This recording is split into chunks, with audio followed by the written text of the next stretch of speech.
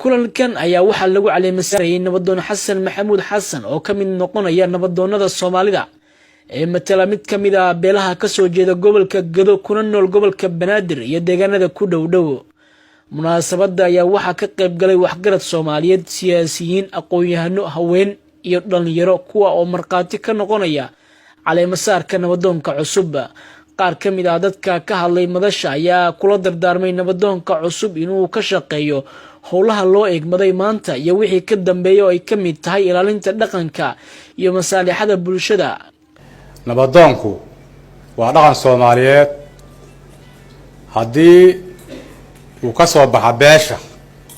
beel buu ka soo baxaa oo soo barbaariso oo keento saaro kala loo caleemasaara ama miyaa ahaato ama magaalaha ahaato oo la soo yibaadaa waxa weeye waqtigaas wixii ka dambeeyo nabadoonka beesha waa yahay laakiin wuxuu yahay nabadoon islaamka oo nabadoon u ah Soomaali nabadoon u ah oo cid walba u cadli faro weeye nabadoonku ma aha beesha kaliya walaalayaal horta mas'uuliyadda la saarayo ilaahay xaggiisa ku sugnaata marka ugu horeysa kabacda bani aadamka mas'uuliyadna wax la qaado ma aha wax la carar waayo dadka Soomaaliyeed ma isku yimid oo ugaasiyada imaamada malaaqyada wabarada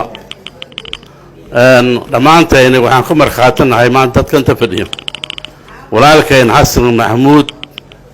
beesha Soomaali weyn baad qarankaad ka mid tahay saacadaas laga bilaabo awalna waa haddana miisaanka la kugu soo kordhay baan ku leenahay ilaahay ka ogaado waa ku ducaynaynaa Allah ka ogaado.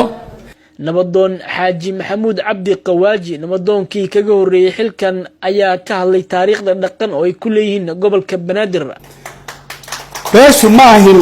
nabadoonka kan aan dooranayna ama aniga ugu horeeyay ma ahin labada nabadoon taariikhdu waxaan ku haynaa